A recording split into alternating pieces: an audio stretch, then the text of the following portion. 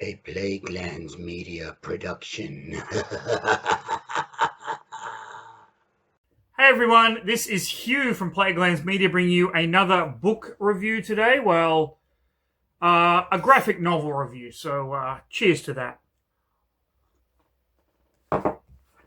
And today I'm going to be looking at Star Wars Legacy of Vader, the reign of Kylo Ren. Fantastic art on the back cover as well. Now, Kylo Ren is probably not the most popular Star Wars character out there. In fact, while I thoroughly enjoyed The Force Awakens, let me just move the camera a little bit. I wasn't a huge fan of The Last Jedi. Well, when I saw it at the cinema when it came out, I went to a night screening, something I very rarely do over here in South Korea. And I basically was fucking enraged by it. The initial screening, of course. On subsequent screenings, I've learnt to kind of look at the positive aspects of that movie. And I know some of you are going to be divided on this, and that's perfectly fine. You're entitled to your opinion. But ultimately, it's kind of grown on me a little bit. And then The Rise of Skywalker, again, another one of those very divisive Star Wars movies. But the character of Kylo Ren. I initially thought he was pretty cool, even though we don't really get to see a lot of the Knights of Ren in the sequel trilogy. His origin, I thought, was pretty cool, was okay, but ultimately he's a character that is actually, in my opinion, quite forgettable in the grand scheme of Star Wars characters. And I'm talking across all mediums, movies, TV shows, books, comic books, video games, whatever. Cartoons even. And then this came out. And it intrigued me because this has the Disney logo here, which means whatever is in this is canon in the Disney Star Wars universe. And while I am one of those people that loves stuff that is canon to an IP that I'm a huge fan of, when it comes to Star Wars, I think they really did a disservice to the novels and everything that had already been released. Although bringing Grand Admiral Thrawn into it through Star Wars Rebels was fucking awesome. And through the novel books as well, and his live action debut in Ahsoka, I thought that was fantastic. But I'm a comic book fan, I'm a Star Wars fan, and after reading this, bit of a Kylo Ren fan. I have to admit, this would have been a great TV show. I think if this was the TV show, if you got Adam Driver to be Kylo Ren to take up the mantle again, it would have been absolutely fantastic. So, this is set after the bottle. Let's have another fucking drink, shall we? And see if we can talk English. After the Battle of Krayt, which was at the end of The Last Jedi. So this is in the aftermath of that. And it is basically Kylo Ren assuming the role that the Supreme Leader Snoke had in that film. And then going on a journey to understand Anakin Skywalker and his transformation into Vader. So there's a lot of little things in here that, for a fanboy, are fucking cool. I absolutely love this. This is one of the best Star Wars comics I've read in a long time. I'm not saying it is the best. I'm saying it's just one of the best I've read in a long time. Unfortunately, it ends on a cliffhanger, which means, knowing me, I'm going to have to wait till the rest of the series is released in graphic novel form and pick it up. But you know what? I don't care. So, if you don't want any of this spoiled, please jump to another video. They're all fucking awesome. But if you want to know exactly what happens in the reign of Kylo Ren, I just love that cover. That cover is awesome. And the back cover, oh my lord, that's awesome as well. If you want to know what happens in the reign of Kylo Ren, stick around for the next episode of... Read a fucking book. Read a fucking book. Read a fucking book. People. Okay, so... this is Star Wars Legacy of Vader, the reign of Kylo Ren.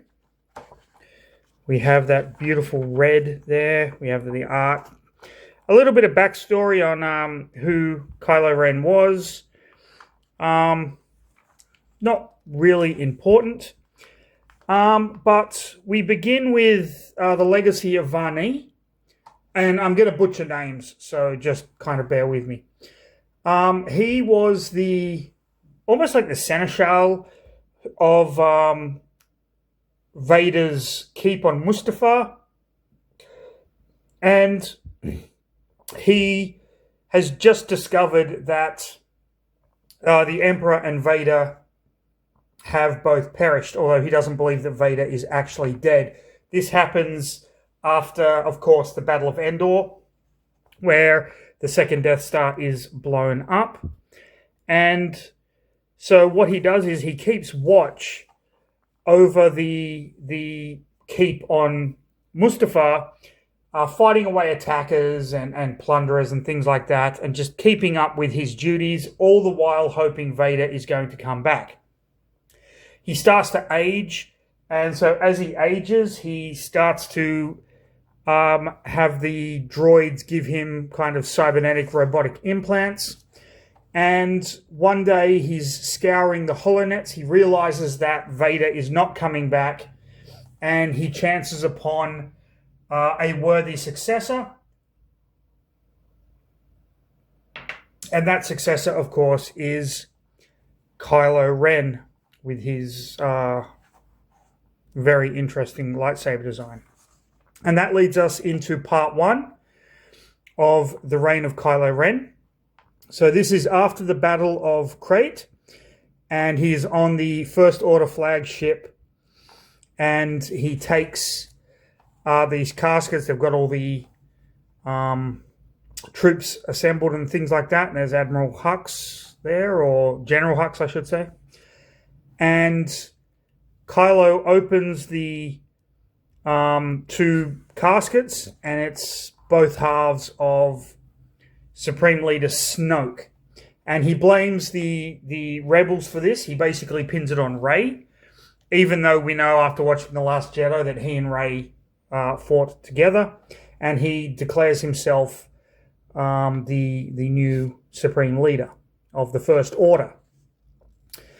He's having a lot of mental kind of flashbacks of Luke and Leia and killing his father Han. That happened at the end of The Force Awakens. If you haven't seen it, get out of your cave. And he's trying to kind of get over it, basically.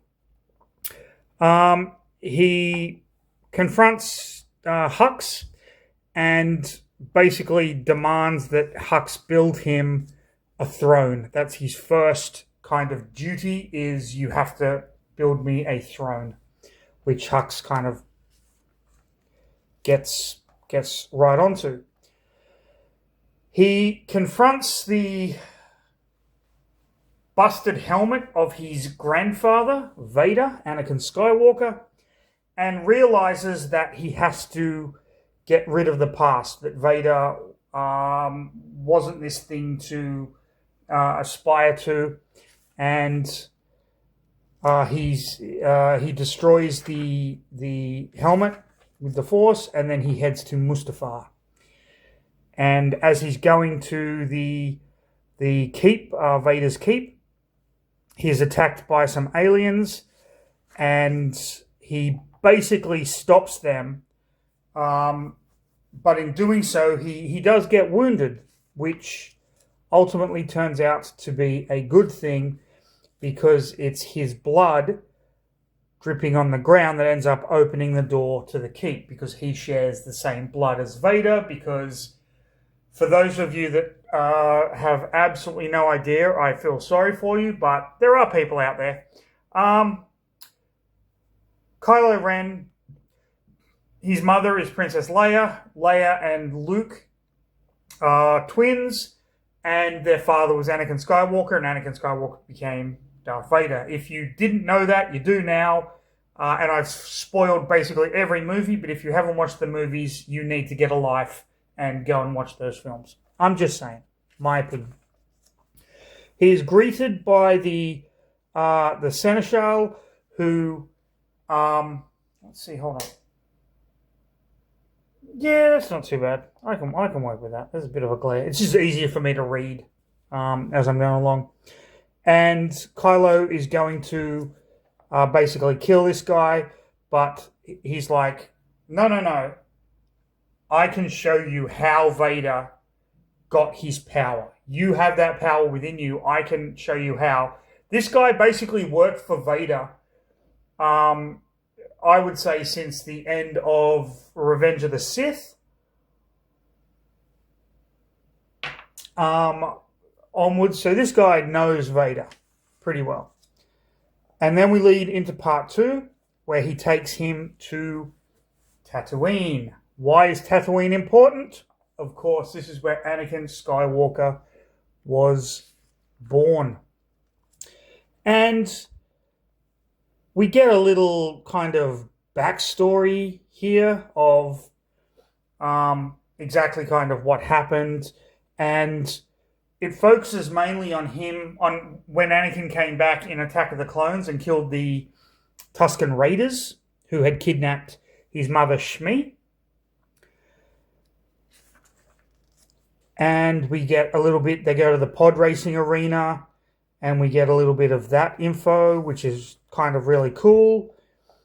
And then this is Kylo kind of growing up, and we see how Kylo was raised in these little like vigilantes with Chewbacca here, and Luke is training him, and there's Han and Leia, 3PO and R2.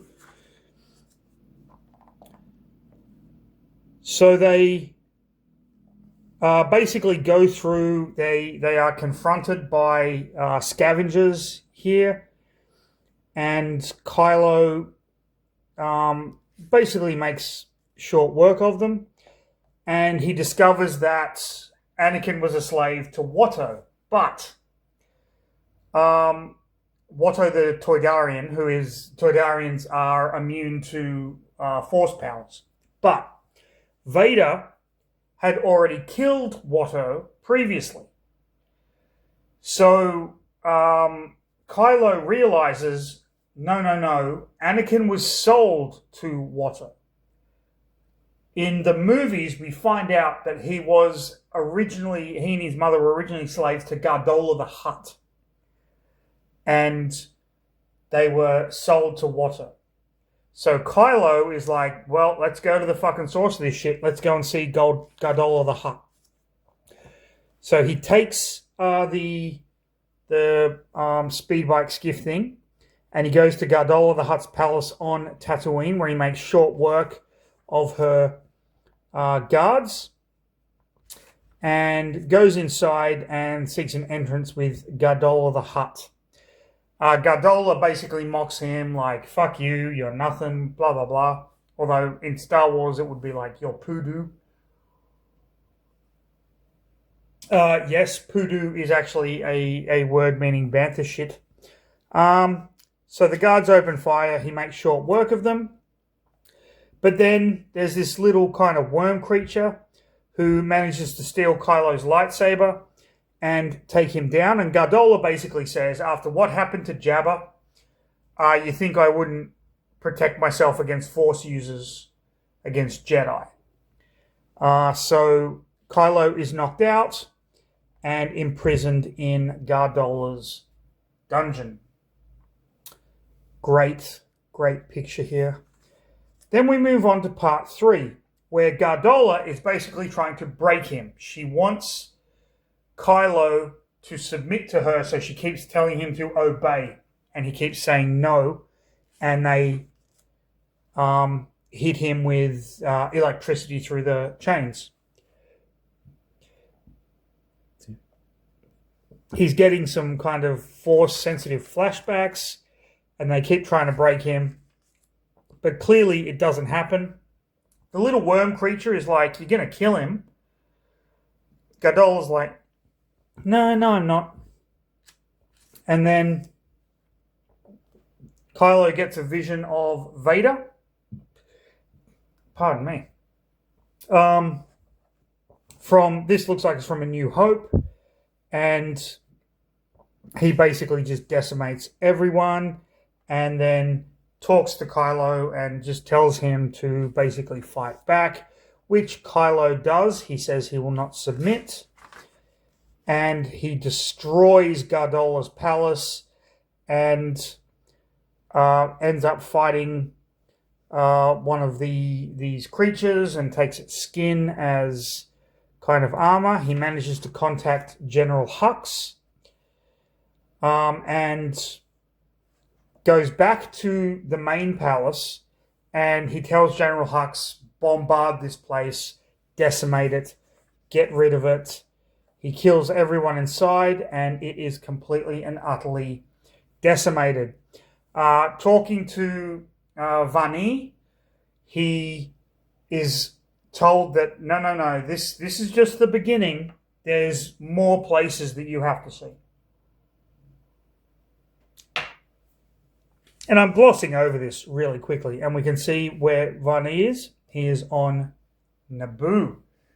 Why is Naboo important? Naboo is important because it is both the birthplace of Emperor Palpatine, but also Padme Amidala, who was Queen of Naboo in A Phantom Menace, or The Phantom Menace, I should say, and the Senator for Naboo in Attack of the Clones, and this is where she married Anakin at the end of Attack of the Clones. Again, I'm spoiling shit. What are we up to? Part 4. So, they take the fleet, the First Order fleet. The flagship is called the Finalizer. And they go to Naboo, where Kylo Ren learns of the planet itself, the occupation after the rise of the Empire and all of that stuff. He learns a little bit of history. He learns about Anakin and Padme falling in love and eventually getting married. And he finds out that Vani is trying to tell him that eradicating the past doesn't make him weak. It's acknowledging the past makes him stronger. And that's how Vader became so strong, because he never forgot the past. He used that to fuel his rage, his anger, his pain. So as they're walking around, they are confronted by two citizens of Naboo who tell them that they can't be here. This is owned by this rich family now, that all of the rich people kind of split up everything, and they've got these little enclaves and shit like that. And they are confronted by the guy who basically owns this building and owns this area, and Kylo subdues everyone and ends up killing him. I do apologize. He's not the guy that owns it. He's the captain of the guard whose family owns it. I apologize for that. It's a mistake. And the people kind of freak out and they're like, what have you done? We're all going to be killed now. You've got to go run and hide. And he ends up killing them. And then he tells Hux, we're going to invade Naboo, and I am going to be their king.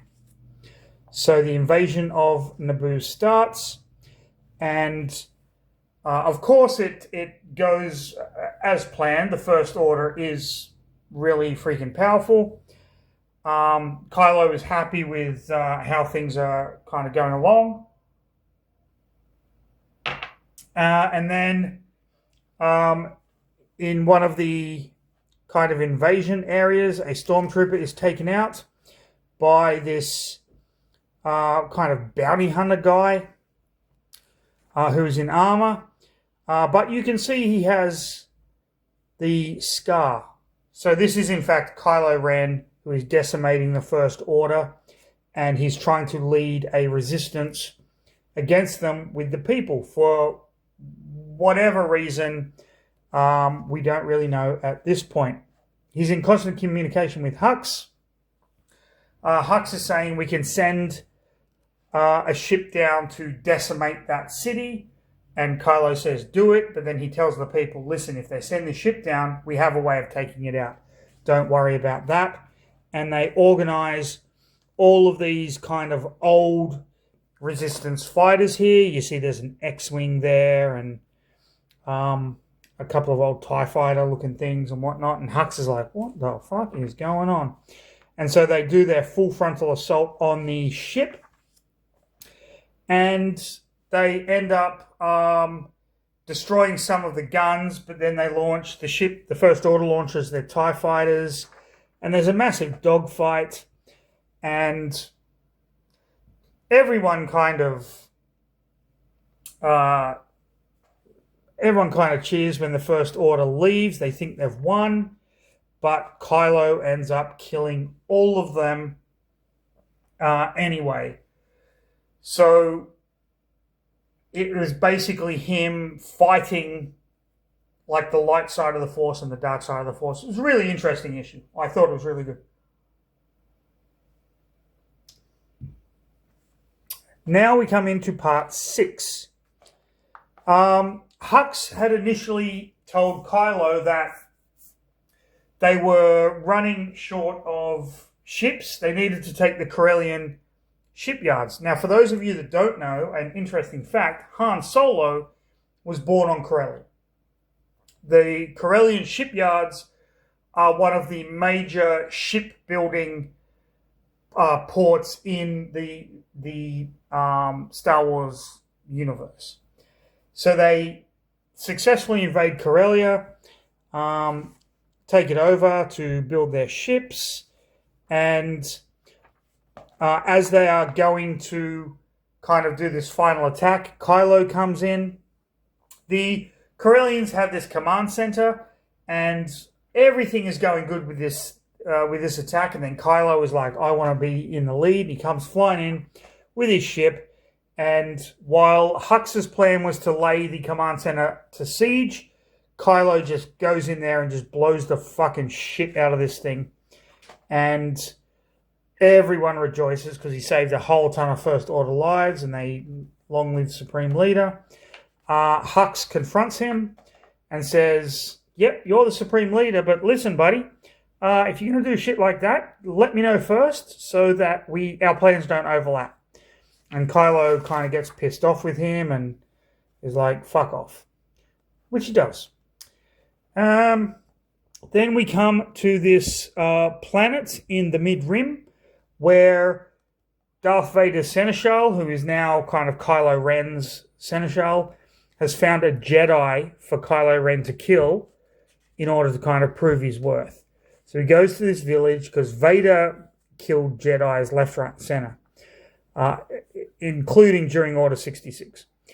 So they go to this planet. It's this kind of snow world. And they go to this village, and Kylo says to the Seneschal, to Varney, listen, buddy, I'll do this on my own. And he goes down there, and he goes into this bar, and he's like, hey, is there anyone that's got weird powers around here?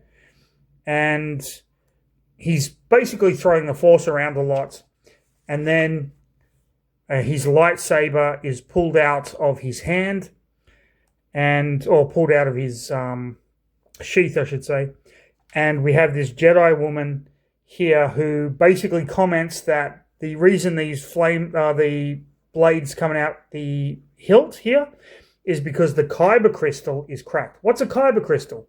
Well, a kyber crystal are the crystals that the Jedi and the Sith use to make their lightsabers. I believe Sith use synthetic kyber crystals, whereas the Jedi use actual kyber crystals. That's why there's different colored lightsabers. Blue, green, purple, yellow, red. There might be some others that I haven't confronted yet. And this Jedi says, let's talk. And then it's to be continued. And then, of course, we get a little bit of kind of background on Varney. I'm probably saying it wrong, but I don't really care. And then we get some alternate cover art, which is always welcomed. And that is where the reign of Kylo Ren leads off. I absolutely loved this graphic novel. I thought,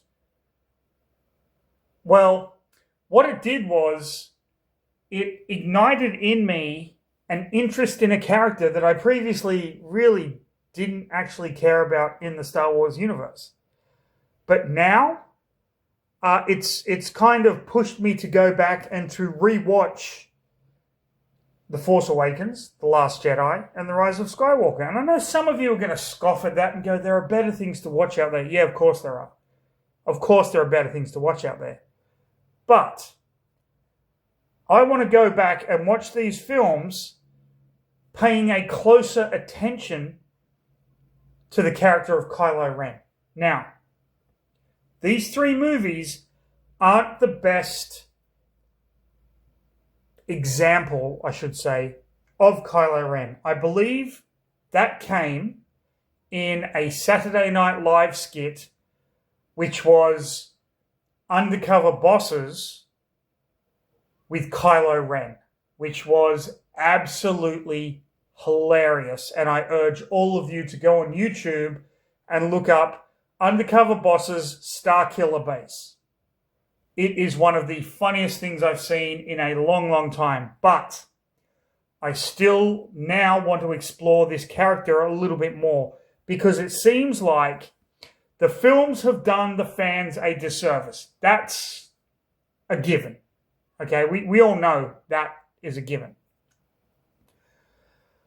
But there is still so much more to explore with this character, with the Knights of Ren even. So these are things that I am now eager to go and look up. And for me, in my opinion, that makes a successful graphic novel. If you are willing, after reading this, to go back and go, what have I missed? What do I want to know? Then the character has been done correctly and he's been done justice. And that is exactly what I found with this book. You might disagree with me, and by all means, if you do, please leave a comment down below and just let me know why. Be respectful, of course, but I would love to have a back and forth just talking about the character of Kylo Ren. So I'm just going to leave it there. If you enjoyed the video, like, subscribe, leave a comment, do all of the YouTube shit that everyone does and everyone says. But most importantly, please, people, stay safe, have a fantastic rest of your day, and most importantly, use the fucking Force, people.